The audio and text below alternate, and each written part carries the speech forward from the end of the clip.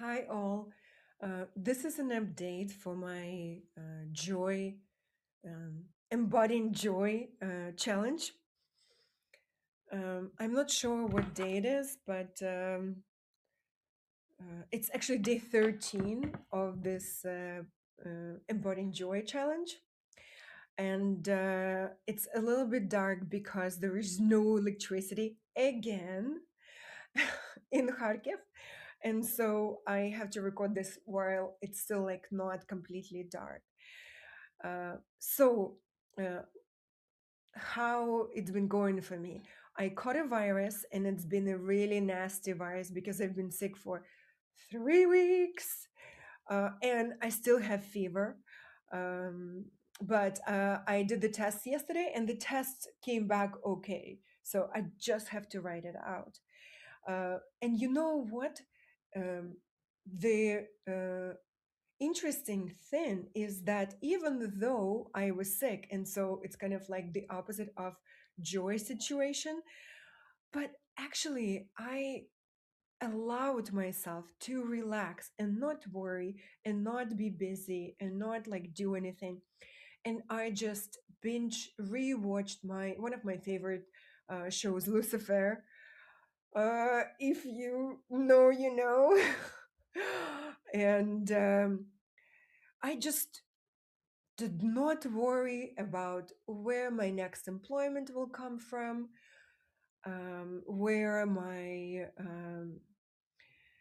income will come from, how I will deal, what I will do. I just allowed myself to be sick and not think, not be productive. And it was so good. I really, really enjoyed it, I have to say. Maybe that's a reason to be worried in itself, but I had such a great time, I'm telling you guys. There was like one hiccup because uh, excuse me, there was one hiccup in the sense that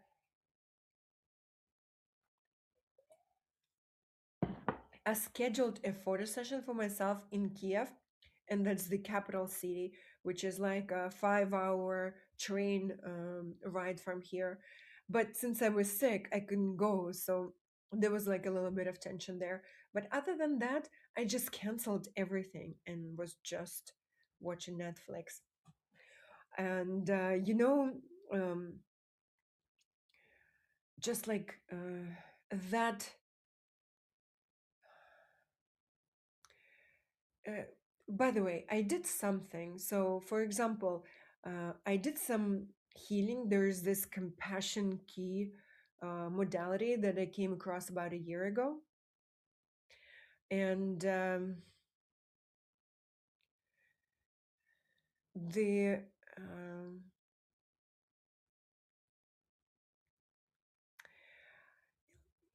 I am blanking because I just had a job interview for a job for a position in Ukraine, to be based in Ukraine. And so,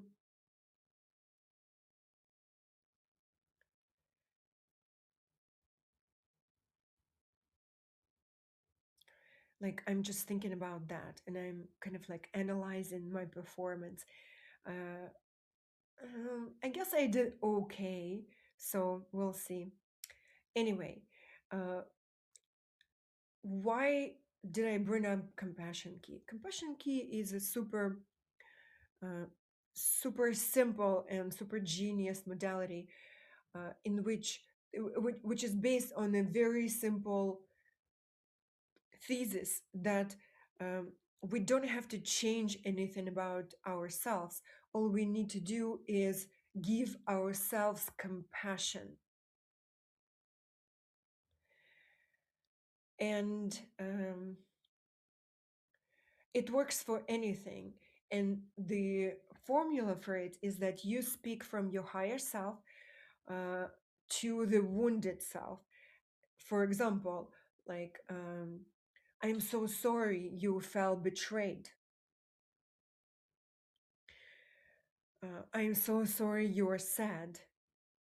I am so sorry you felt trapped, and so on and so forth, about whatever issue and whatever feelings you are feeling in the moment.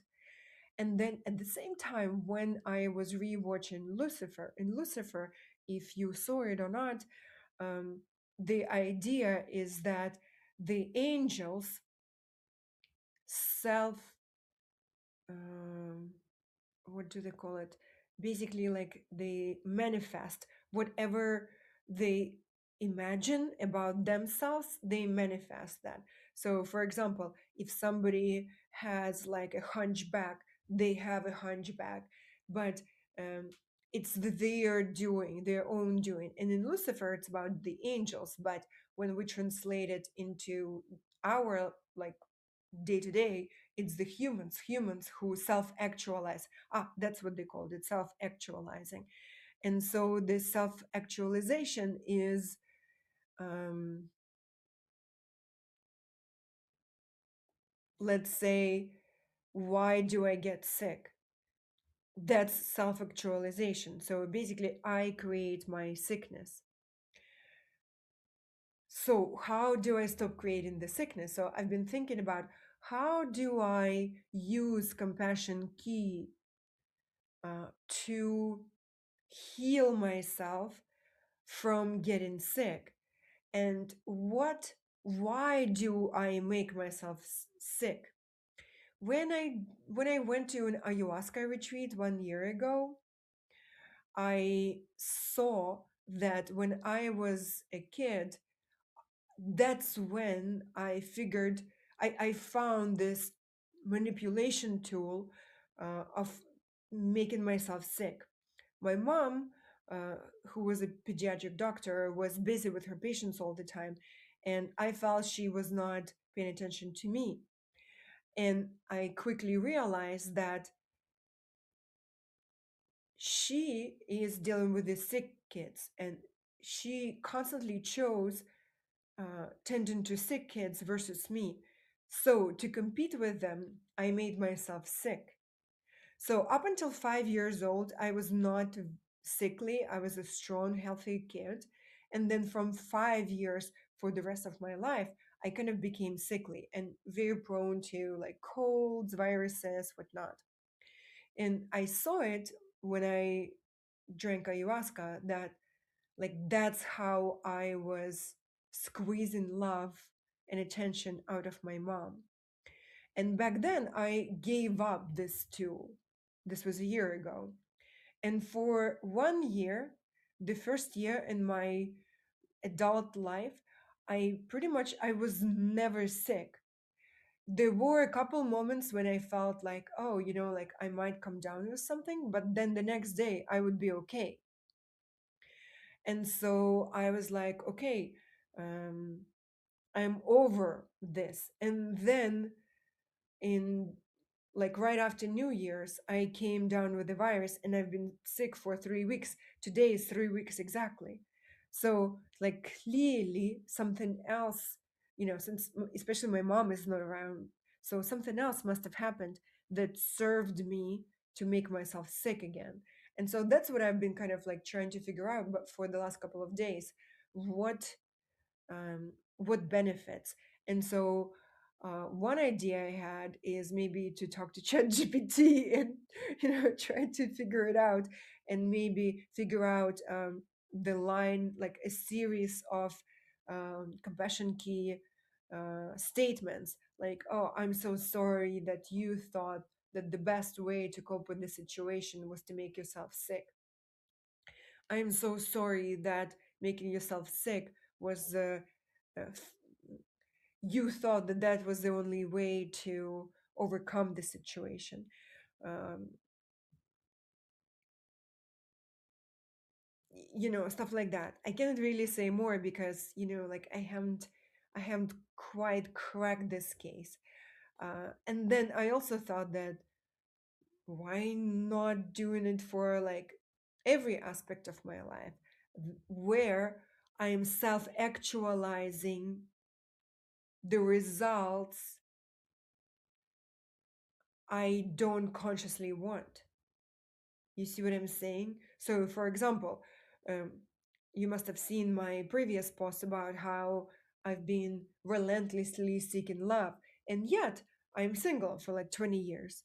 So clearly, and I know that we get in our life exactly what our intention is.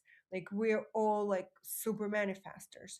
So if I get um,